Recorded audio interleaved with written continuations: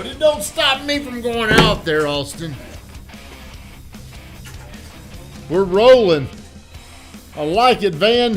What time did you start this morning? 29, right on the dot. You know, that's our rule around here. No matter what is going on, no matter if nobody is sitting in this seat, we're going to start the morning grind no matter what. Ain't that right, Jish? Jish, what's going on with you today? You seem a little... How does Josh seem this morning?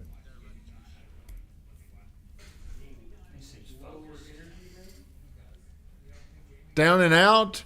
Depressed? Shannon, when you look at Josh right now, what's the first thought that pops up into your mind? Why is everybody talking about me, man? When you see Josh this morning, what do you see? Focused. What do you see? I see a damn champion. A champion. All right, you look good today, man. Yeah. You look great. Good morning, Noah, Jacob, Larima. Thank you for getting on to the morning grind. If you're on here, do me a favor, like, comment, and share the stream. We've got our 9 o'clock meeting, so I'm going to kind of get into our sale. You're going to see what I do every day when I come in with these kiddos here and we talk about our sales process. Usually I do that on the board, but I have limited time today. So today we're going through our course. It's called Negative. What are we studying right now? What are we doing right now? What are we doing right now? Understanding the buyer. Good morning, Hayden. Thank you for getting on here. Make sure you shared that stream. So this is one of the most crucial things I believe a salesperson can comprehend is understanding what you're thinking. When you become a really, really good salesperson, I can predict what you're thinking, what you're going to say next. That's why I'm very cautious about what questions I might ask. Today we're going to continue talking about understanding the buyer, but I'm going to start off with something we haven't talked about. Service is always senior to selling. You've gone through that with Cardone. When you think of the word service, when you think to serve, Google it. That a boy. Google it. Go ahead and Google it. Josh is going to Google. What does the word service mean to you, Shannon? Thinking of the other guy first. Thinking of the other guy first. All right, I like that. That's what that means. Would you like the real definition? Well, let's see if Shannon's definition is close. The action of helping or doing work for someone. Helping the other. If you're on here and if you've got a better definition of helping the other guy, what did you say, Josh? The action of helping or working for someone. The action of helping or working for someone. Do you think what is expected from the consumer in terms of service has changed over the last 20 years? Yes. Do you? Well, you guys aren't even 20 years old. Do you even know what I'm talking about? I think you're talking about just the access to information now with social media. Oh, access to information has changed everything. Also, do you know how Google has changed everything? Van, you could probably answer this better than these guys because they grew up on a damn computer on Google.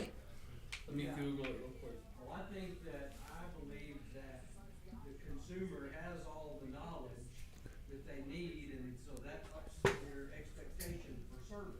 They don't really need the knowledge. They need you to help them. That's exactly right. Because I can Google anything. Like, give me the first thing that pops up in your mind and we can Google it. You can find out how to do that. I think today's consumer, hey Amanda, thank you for getting on here. I appreciate you. Today's consumer has shifted from their mind of service, of information now to almost, will you do this shit for me? Think about it. That's what's happened with the internet in our mind. Our ability to stay interested in something, our ability to not check out has gone down to like 5 seconds. There are studies out there now that show that like a goldfish has a longer attention span than we do. So if I'm talking to you, Josh, and I know I'm serious, there are studies out there that show this. So today, service is so much about speed. Today, service is so much about convenience. How easy can you make this for me? So whenever you're working with your clients, are you making it easy on them, or are you giving them shit to do? I want you to think about that. Because if you give me something to do, I want to check out. I don't want to have to do this because my mind is so busy with other non-productive things, but it's still telling me I'm too busy. I don't have enough time to do that. That's the way people are. Understand the buyer. Right now, you're probably going to have thoughts today, at least 100,000 different thoughts, maybe more. Unless you're dumb, maybe you don't have any thoughts. Most people are going to think about so many different things. I don't have any room in there. Hello, I don't have any room in there. You're giving me a job now. I don't want this. I'm going to move to somebody, whoever I can find. Are you on a diet? Why are you eating that? Because I like grapefruit. Do you really? I didn't know anybody liked grapefruit unless they're trying to lose weight. Whenever you're talking to somebody, whenever you're doing something for somebody, whenever you're selling somebody something, always remember service is senior to selling. Whatever you can do to make this easier. I'm going to make my decision based on the person that gives me the most certainty, and they're going to make it the easiest on me.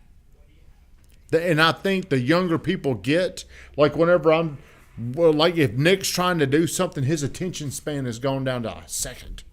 Like automatically frustrated. Salespeople, business owner, anybody that's driving revenue, you've got to understand today's consumers. It's changed. Older people are getting faster with their decision making too. I think we were talking about this yesterday. So what can you do in your sales process to where you know I've got to make this easier on you? Why do we have to make it easier? I'm going to give you 2 reasons why you got to make it easier. Yes. Since you're so committed this morning. Because they already have that. Like, why use us if they've already got Google to do it? That's close, but in our business specifically, why do we have to make it easy on them? Why do we have to make it fast, and why do we have to make it easy? Why do we have to make it less confusing? Because it is a complicated process. What A lot happens? of people- Okay, here's what's going to happen. I will either change my mind, or I'll either change my mind, or I'll change my mind about you, and I'll go to you. Who can make this the easiest on me? Now, how unrealistic do you think you've got to be with these type of expectations? I think the salesperson that gives the most service, they make it the most simple, they're going to win, especially as we're going through a time right now to where I was talking to a buddy of mine. He owns a restaurant this morning, and he said, man, we're going through a time where if we don't pivot, or if you're a restaurant, what's the word? Restaurateur? Restaurateur. If you don't pivot during this time, you'll be out of business. And it's like, man, damn, that's for everybody. If we don't make some adjustments, if we don't do something different, there's going to be somebody else out there that's going to be a step or two ahead of us. They're going to figure it out, and they're going to get more customers. They're going to get more referrals. They're going to get more attention. But if you always believe this, service is senior to selling, I think that gives you an advantage. Do you think consumers are going to become higher or less maintenance? If you're on here, let me know what you think. Do you think today's consumer is going to become higher or less maintenance into the future? Higher. So I always like to put myself into a position as a customer. I'm a very impatient person. Thank you for contributing that. If I go and get a pizza somewhere, I'm going to want a Diet Coke and something else. Do you know what that is? How'd you know, Josh? I just know you like. So if I ask for my ranch and my pizza and my Diet Coke, and the pizza comes out and I don't have ranch, or if I don't have my pizza, then I see the server walking around and they're talking to you, I can't eat my pizza. Do you know how long 30 seconds feels to me? And if I feel like that, I think other people feel. I don't think now other people may be a little, they're probably going to be a little more patient than I am, but I think you've got to understand how there, it used to be this adage, the big eat the small. Like a big fish would eat a small fish. Today the business landscape has changed. The fast eat the slow. How fast are you operating in your business? How quickly do you solve questions, problems, uncertainties for your clients? today, moving forward, it's going to get even a lot faster. Because the way you do one thing is the way you do everything. Whenever I go to the gas pump and I put my credit card in there and they start asking me all these damn questions, I get frustrated. I get a little anxiety. It's like applying for a job. I mean, it's the craziest thing. They ask you question after question after question. I'm like, man, I take loan applications that are less difficult. Really? No, not quite that. Well, I see the problem, here's the problem, is management wants their salespeople or the people that work there to ask all these questions. But the customer does not want to have to go through all that. That ain't what they want. They want information or they want to make a decision. They don't want to have to go through all the other bullshit that most people are giving them right now.